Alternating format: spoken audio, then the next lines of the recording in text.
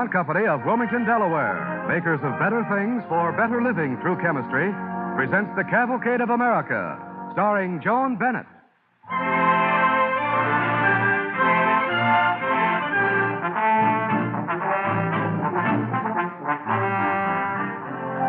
Now we present Miss Joan Bennett as Abigail Scott Duniway.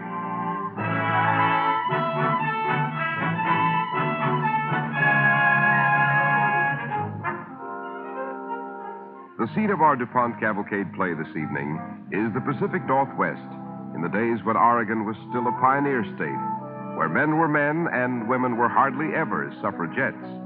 To Portland, on a day in 1870, came a handsome woman named Abigail Scott Duniway and made her way to the office of Joseph Engel, attorney at law.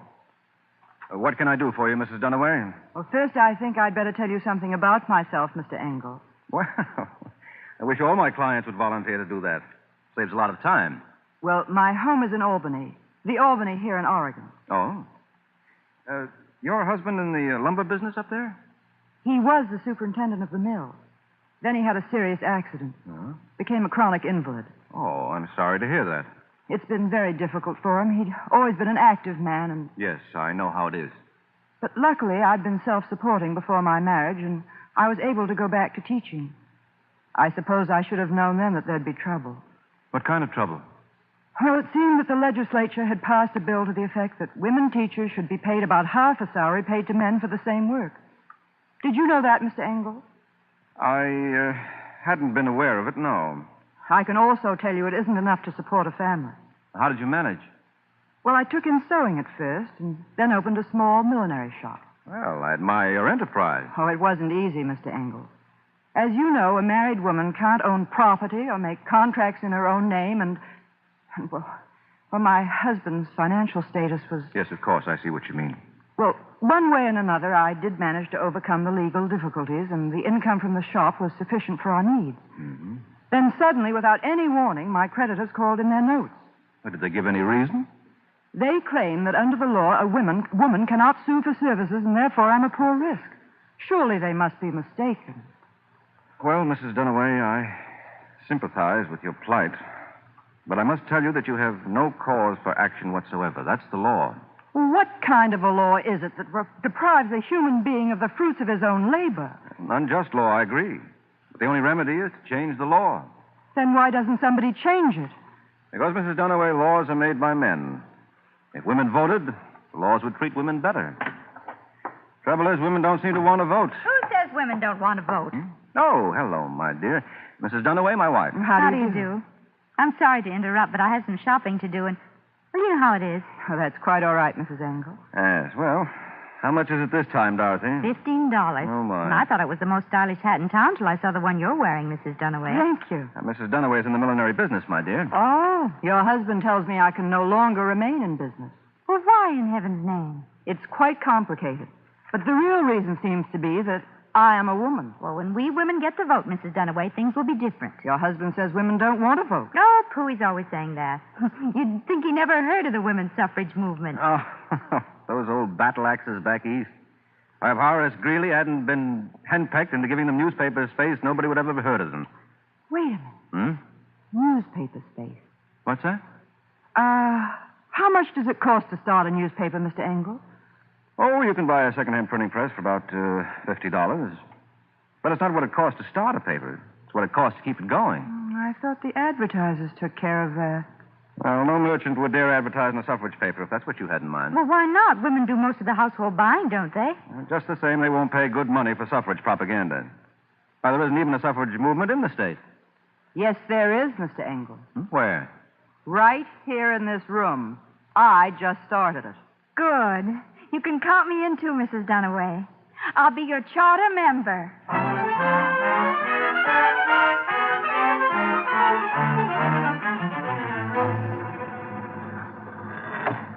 $951, $952, $953, Abigail, stop the press, stop the press. What's the matter? Is something wrong? Look at these. Orders for advertising. Miller's Emporium, the Elite Cafe, Horton's Grocery Store. And who do you think bought a whole page? The Lucky Throw Saloon. Dorothy, You didn't actually go into that saloon, did you? Well, why not? Oh, what a child you are. Don't you know that ladies never go into such places? Well, there was a sign right over the door. It distinctly said ladies' entrance. That's merely a figure of speech, Dorothy. Oh, but there were 3 charming ladies there, actresses. And they're coming to our next meeting. Dorothy, how could you even think of such a thing? But they were ever so nice, Abigail, and very enthusiastic about women's rights. One of them told me she used to be on the stage in New York. Oh, they were such nice, friendly ladies.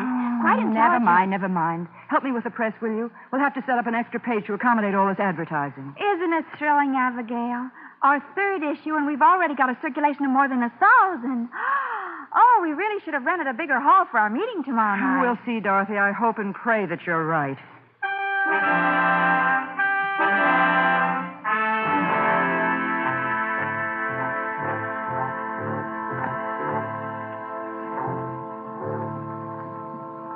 I don't understand it. The handbills we distributed said 8 o'clock sharp, and so did the notice in the paper. 8:15, and not a soul has shown up. Oh, well. 8 o'clock must be too early.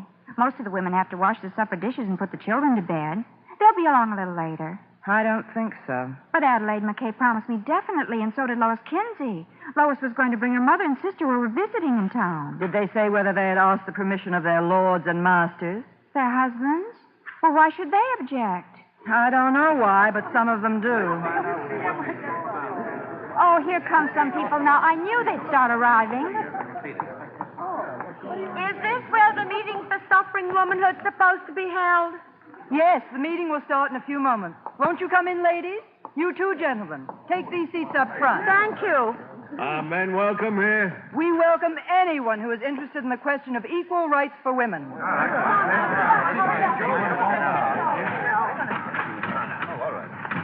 Well, Abigail, shall we call the meeting to order? I suppose we may as well. Ladies and gentlemen, this meeting... Hold on a minute, sister. Yes? Don't take up school so early. You got too many empty seats in this hall. You want I should fill them up for you? I'm afraid I don't quite understand. Well, you see, it's like this, ma'am. Like getting a bunch of stevedores to a meeting. You got to persuade them a little. By violent means? Oh, no, ma'am. They know me too well to put up a fight. How about it? All right, good. Go ahead. Fill up those seats.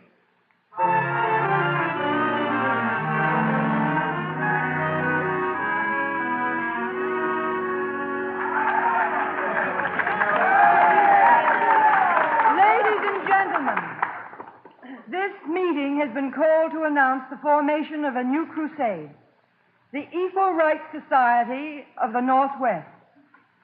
Abraham Lincoln said that this nation could not continue to exist half slave and half free. I say that we are still half slave and half free. We do not ask equal rights for our own sake, but for the good of the whole country. There must be one law for all Americans. We the people. Gentlemen, there can be no argument about it.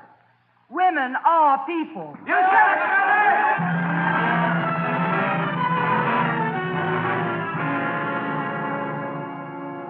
it! More coffee, dear? Shouting. Scandalous. But, darling, I made it in the usual way. Oh, not your coffee. This poisonous newspaper, the New Northwest. I never heard of it. Is it published here in Portland? Here in Portland, to the everlasting shame of an otherwise fair community. Oh, then you must write an editorial about it in your paper, dear. It's your duty. I've already written several editorials about it. Haven't you read them? You know I don't understand politics, dear. Well, thank heaven for that. But you'd think a man's own wife would take a little more interest in the newspaper he publishes. What's wrong with the other paper, dear? To begin with, it's published by a female. How bold of her. Brazen is the word. Here, just listen to this. Mr. Pomeroy, the publisher of the Daily Courier, expresses his doubts that women are people. Since Mr. Pomeroy's mother was presumably a woman, he thereby renounces his membership in the human race. Let us hope he will soon return to the fold and stop making a monkey out of himself. What's funny about that? Oh, I'm sorry, dear, but it just struck me that way. Now, look here. You haven't been hit by this votes for women bug, have you? Oh, dear, no. Well, you see that you don't. And I forbid you ever to read this disgraceful rag. But, Nat, shouldn't I read it? Otherwise, how am I to understand your editorial? Great Scott. What is it, Nat? Why, you've just made me realize what I've been doing. By writing editorials against her, I've been advertising a wretched paper. Then you'd better stop writing them, Nat. I'll do more than that. I'll stop her. Oh?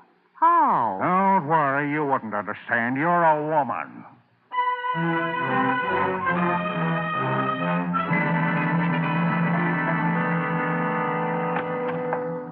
I want to see Mrs. Dunaway. I'm Mrs. Dunaway. Oh. Well, I thought you'd be different somehow. I'm Nat Pomeroy, publisher of the Daily Courier. Well, this is a surprise, Mr. Pomeroy. I want to congratulate you, ma'am. You have made a monkey out of me.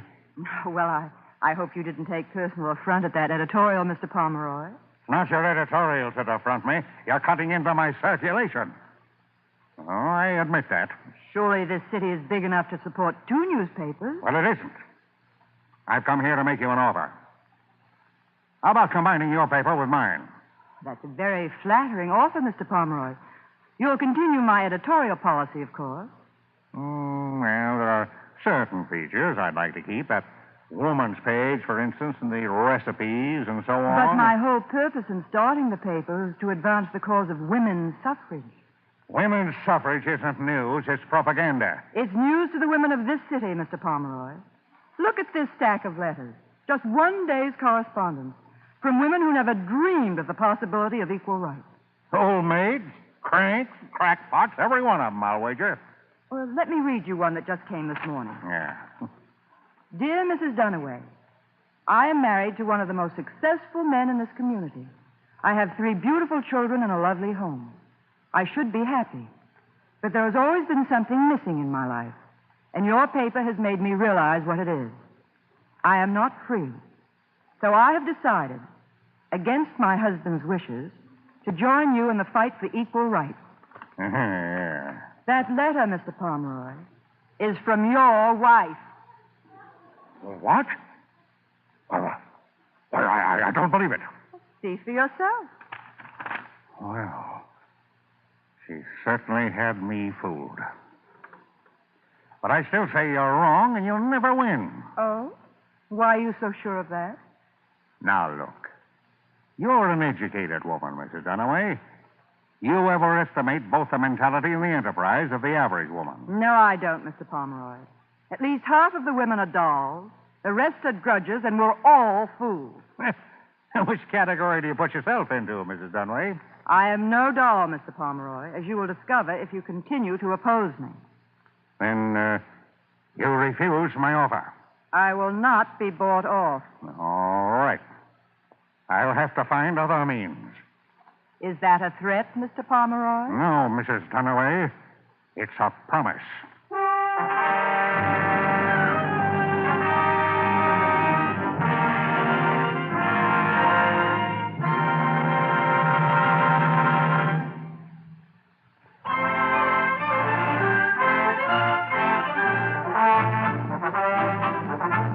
As our play continues, Abigail Scott Dunaway, played by Joan Bennett, is preparing to meet the challenge of a rival publisher who has threatened a fight to the finish against her newspaper, The New Northwest, and its editorial policy, Equal Rights for Women.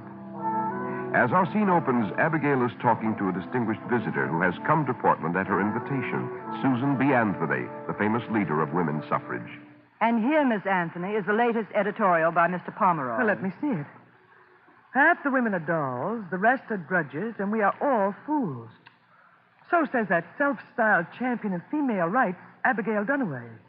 Abigail, who is no doll, is now circulating a petition to try and scare our legislature into giving women the vote. But the women don't seem to be signing up. What? Apparently, they are not such fools as she thinks they are. Oh, that hateful, hateful man. Well, it's not as bad as I expected. And at least he's half right. About the petition, you mean? We didn't get 1/10 of the signatures we need. And in some towns, not a single woman signed up. Oh, but surely you're not going to let him get away with misquoting you like that. About women being dolls, drudges, and fools? I said it, and it's the truth. Mrs. Dunaway. Yes, I'm afraid we're fools to think they want it to be anything else. We've made the women aware of the suffrage movement, but they aren't doing anything about it. Oh, excuse me. I didn't know. Oh, it's all right. Come in, Dorothy. I want you to meet Miss Susan B. Anthony, president of the National Society for Women's Suffrage. Miss Anthony. Miss Anthony, may I present my friend, Mrs. Engel? How do you do? Oh. We were discussing our big problem up here in the Northwest, Dorothy. Oh. Yes. Tell me, Mrs. Dunaway, what are you doing besides publishing your journal?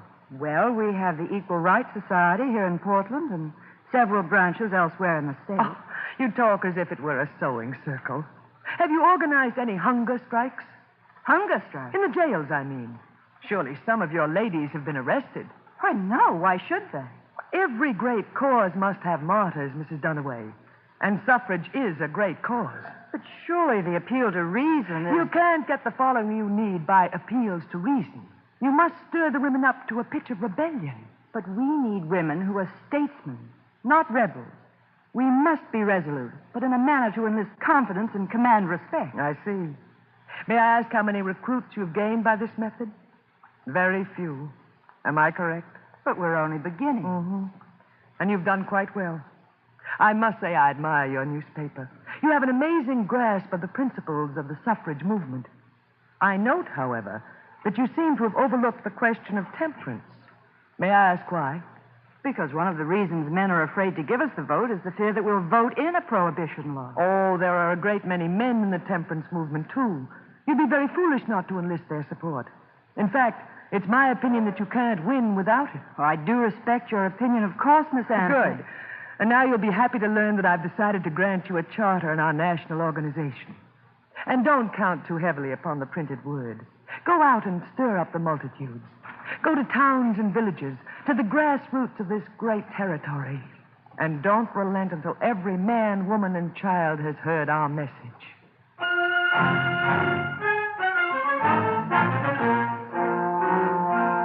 Abigail Dunaway is off to the hinterlands to preach the gospel according to Susan B. Anthony. Let us hope the country folks will give her the reception she deserves. Junction City, June 2nd. Abigail spoke here last night on the subject of women's suffrage.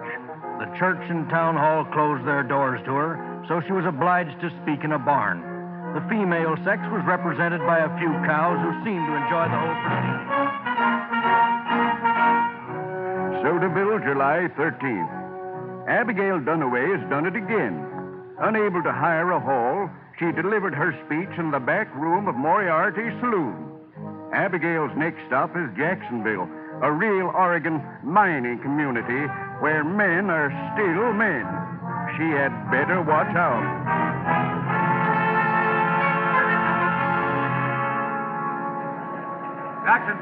Jacksonville. Oh, will you help me with my bags, please? You ain't getting off the train here by yourself, are you, ma'am? Of course I am. My, oh, my. You know this town, ma'am? No, this is my first visit. Why? The folks here ain't hardly human, that's why. Nonsense. Looks like a perfectly normal, quiet little mining town to me. That's because the men folks are still working up in the mines. But after dark, it's different. Different? How? Well, they drink.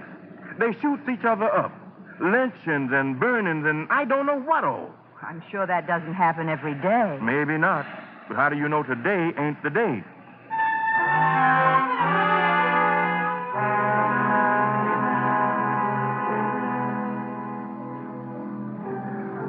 Hey, look what's coming down the street. Well, ain't she the pretty one? Say, lady, can I carry your bag? Can you gentlemen direct me to the home of the Reverend Huckins? Sure.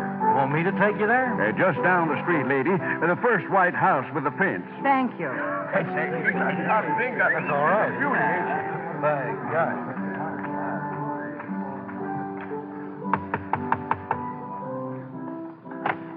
Are you the Reverend Huckins? Why, yes. You're Mrs. Dunaway, aren't you? You received my telegram, then? Yes. Come in quickly. Excuse me, I'll just draw these blinds. You seem upset about something, Reverend Huckins. Oh, Mrs. Dunaway, I tried to reach you in Soderville after I received your wire. I wanted to warn you against coming here, but it was too late. I don't understand.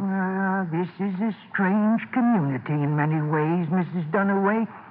There are some God-fearing men and women here, and as a minister of the gospel, I've tried not to despair of the others, but, it's difficult.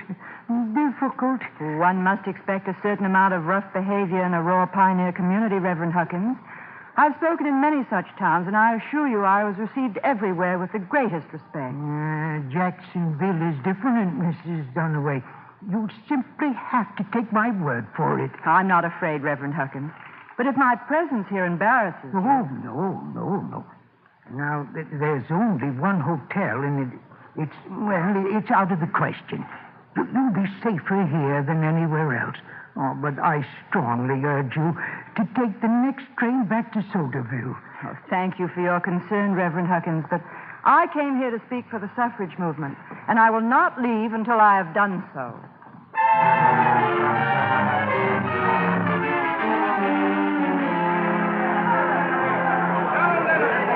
Ladies and gentlemen, please, quiet, please. Ladies and gentlemen, I have the honor to introduce a brave and noble woman who has come here to address the people of this community on a subject that, whether you agree with her or not, should be of great interest to us all.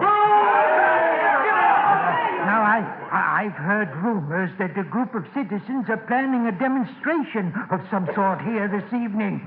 I see our sheriff is here, and I trust he will do his duty. Don't look to me to protect her, Reverend. Yeah, why don't you go back to Portland? Put her on a train. Tell her to go home. No coffee women here. Gentlemen, please.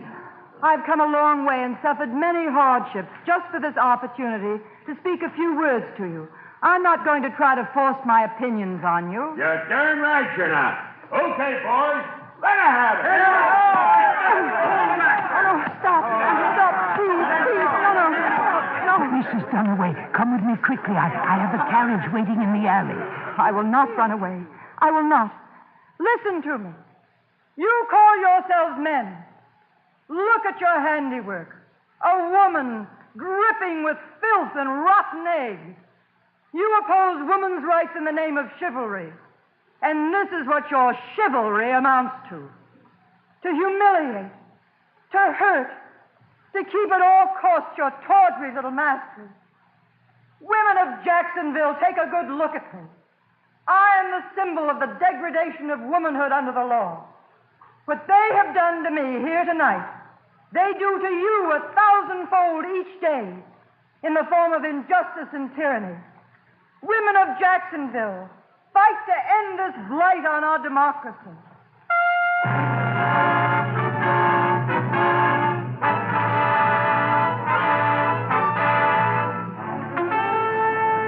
Portland, next up, Portland. Why, Mrs. Dunaway, I didn't know you were on this train. Mr. Engel, what a pleasant surprise.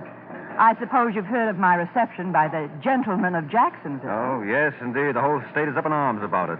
Even old Pomeroy ran an editorial lambasting them and praising your courage. Oh, not my arch enemy, Mr. Pomeroy, surely. Yes, just so. That speech was magnificent. And my wife wrote me that so many women showed up to join the club, they had to print up a new batch of forms. Oh, I can't wait to hear her tell about it. Well, she's meeting me at the station. Oh, we're coming in now. Oh, there's such a crowd on the platform. I can't see her. Brass band and all that bunting. I wonder what they're celebrating. There's a banner of some sort up there. Can you see it, Mr. Engel? Well, I'll be darned. What is it? Says, "Welcome home, Abigail." What? Yes, looks like you're the heroine of the hour.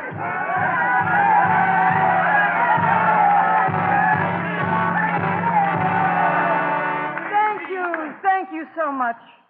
I once said that all women are fools, but someone else once said, a fool is wise in his folly. I know now that we will win our battle to make this a true democracy for all our citizens, men and women, not only in the Northwest, but throughout the nation.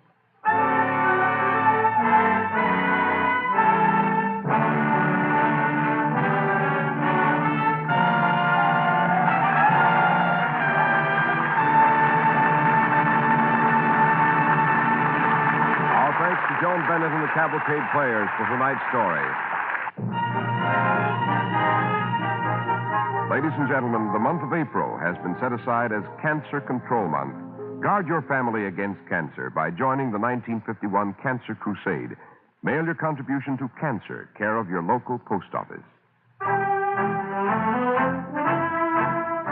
Next week, the star of the DuPont Cavalcade will be Robert Montgomery. Our play, the exciting and heroic story of an inspiring American, Captain Eddie Rickenbacker. Be sure to listen. Tonight's DuPont Cavalcade was written by Robert Tallman. Music was composed by Arden Cornwell and conducted by Donald Voorhees. The program was directed by John Zoller. This is Cy Harris speaking.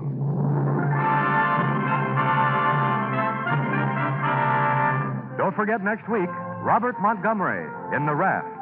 The DuPont Cavalcade of America comes to you from the Belasco Theater in New York and is sponsored by the DuPont Company of Wilmington, Delaware, makers of better things for better living through chemistry.